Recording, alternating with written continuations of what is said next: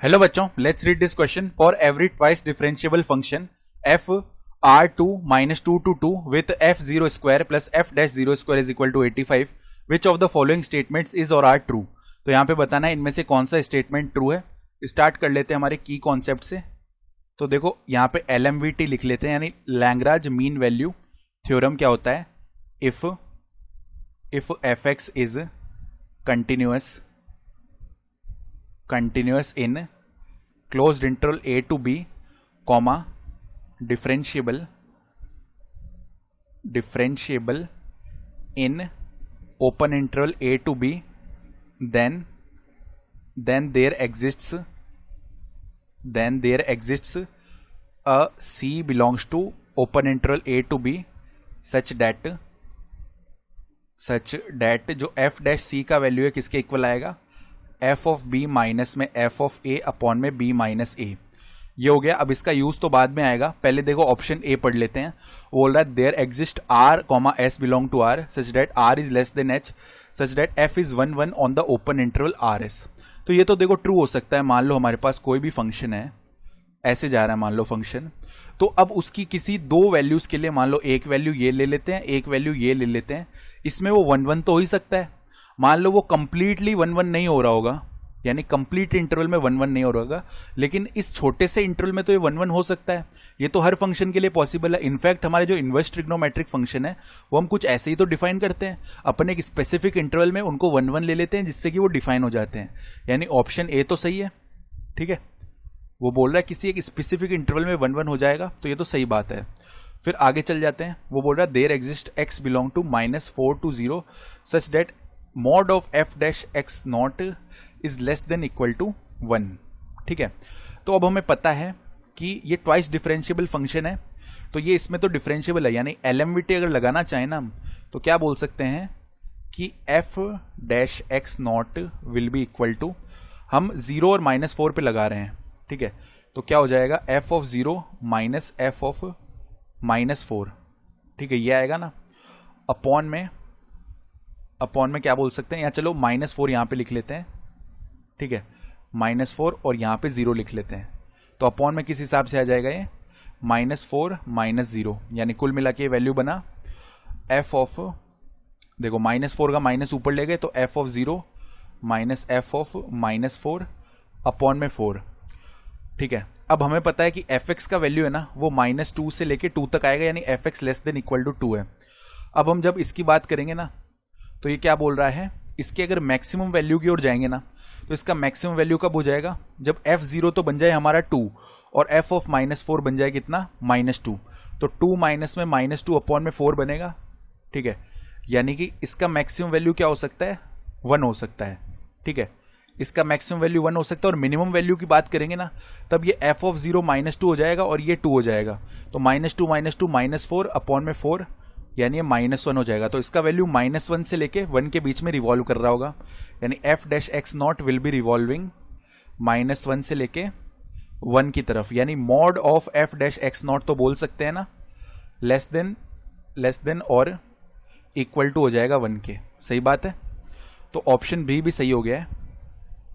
ठीक है, फिर ऑप्शन सी में वो क्या बोल रहा है कि limit X is tending towards infinite F X is equal to 1. तो अब ये देखो, ये तो कोई ज़रूरी बात नहीं है क्योंकि -1 से 1 के बीच में अगर ये रिवॉल्व कर रहा है, ठीक है, तो हम क्या बोलते हैं, चलो जैसे कि ये कोई फंक्शन हो रहा होगा ऐसे, तो इनफाइनाइट की तरफ इसकी वैल्यू जो है वो 1 ही होगी या -1 होगी, हम कुछ सर्टेनिटी से बोल नहीं सकते. यानी ऑप्शन सी हम बोल नहीं सकते कि ट्रू है, यानी फॉल्स हो गया. ठीक है, फिर ऑप्शन डी में बोल रहा है कि there exists A belong to -4 to 4 such that f of a plus f double dash a is equal to 0 and f dash a is not equal to 0. देखो डी ऑप्शन के लिए हम देखते हैं, तो यहां पे हम क्या बोल देते हैं? पहले तो लेट कर लेते हैं. लेट hx एक फंक्शन है जो कि किसके इक्वल है? fx प्लस में, यानी fx का स्क्वायर कर लेते हैं और प्लस में इसी तरीके से यहां पे f डैश x का भी स्क्वायर कर लेते हैं. ये बात समझ में आ गई. तो अगर हम x इज इक्वल टू 0 करेंगे ना तो h ऑफ 0 का वैल्यू क्या आ रहा होगा? f0 का होल स्क्वायर प्लस में f डैश 0 का होल स्क्वायर, जिसका वैल्यू हमें क्वेश्चन में दिया हुआ है 85 है. ठीक है, तो अब एक बात नोट करना है, इसको ध्यान से समझना थोड़ा. हमें पता है शुरू में ही हमने लिख लिया था कि एफ एक्स का वैल्यू लेस देन और इक्वल टू 2 है, और यहां से हमें क्या मिला कि एफ डैश एक्स कुछ आ रहा होगा, एफ डैश एक्स का वैल्यू लेस देन और इक्वल टू 1 है। तो अगर इनका स्क्वायर करके इनको ऐड कर दूं तो एच एक्स का वैल्यू क्या बोल सकता हूं कि एच एक्स का वैल्यू लेस देन और इक्वल टू, चलो कोई x1 के लिए वैल्यू लिखते हैं, ये भी यहाँ पे कोई x1 के लिए वैल्यू लिखते हैं, तो उसी तरह एच x1 का वैल्यू लेस देन और इक्वल टू क्या हो जाएगा, देखो 2 का स्क्वायर 4 और 1 का स्क्वायर 5, सॉरी 1 का स्क्वायर 1, दोनों को ऐड कर दिया 5 हो गया।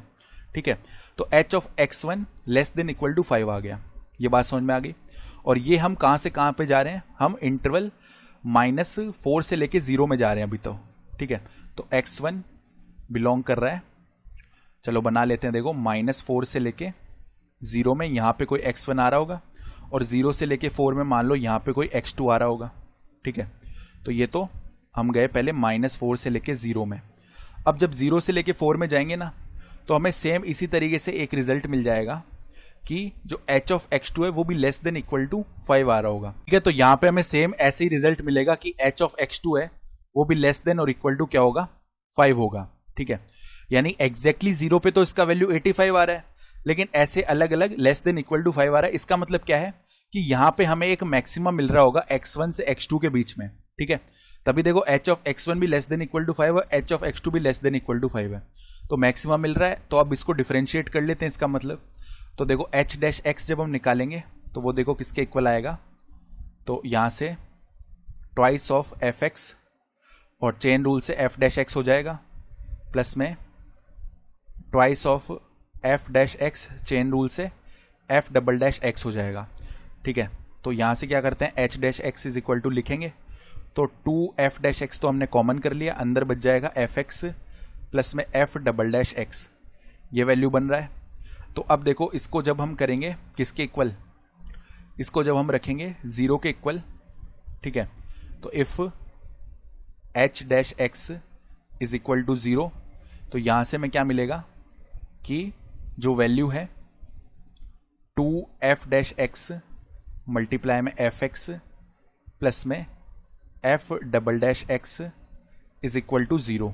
ठीक है, तो अब देखो यहाँ पे हम x की जगह पे रखें जो हमें वैल्यू दिया हुआ है a -4 से 4 के बीच में, तो हमें क्या मिल जाएगा, पहले तो f डैश a ये 0 हो जाए क्योंकि 2 उस तरफ जाके वैसे ही 0 हो जाएगा। ठीक है, या क्या हो सकता है f ऑफ a प्लस में f डबल डैश a ये 0 हो जाए। लेकिन जब f डैश a 0 होगा ना, तो उस केस में देखो अगर हम वैल्यू यहाँ पे रख रहे हैं, ठीक है, क्योंकि a का वैल्यू तो -4 से 4 के बीच में इसने पहले ही बोल दिया है। ठीक है, तो a का वैल्यू है -4 से 4 के बीच में, और जब हम यहाँ पे रख रहे हैं value f dash a is equal to 0 रख रहे हैं, तो ये तो 0 हो गया। तो इसका मतलब h ऑफ a का जो वैल्यू है ना वो किसके इक्वल आ गया, f ऑफ a के होल स्क्वायर के। तो f ऑफ a का वैल्यू क्या आ जाएगा, रूट h ऑफ a। अब यहाँ पे अगर हम a इज इक्वल टू 0 रख देंगे ना, तो f ऑफ 0 का वैल्यू क्या आ जाएगा, क्योंकि a तो हम ले सकते हैं 0, लेकिन h ऑफ 0 क्या हो जाएगा, रूट ऑफ 85 हो जाएगा। ठीक है, रूट ऑफ 85 हो जाएगा, और वो जो है हमारे इस इंटरवल में नहीं आएगा। ठीक है, वो हमारे इस इंटरवल में नहीं आएगा। इसका मतलब क्या है कि ये जो है ये 0 नहीं हो सकता, तो ये नॉट पॉसिबल है, नॉट पॉसिबल, यानी कंडीशन क्या होगी, केवल यही पॉसिबल होगा, यानी कि जो ऑप्शन डी में लिखा हुआ ना वो भी करेक्ट है। ठीक है, तो ऑप्शन डी भी सही हो गया। I hope you understood this explanation. Best of luck.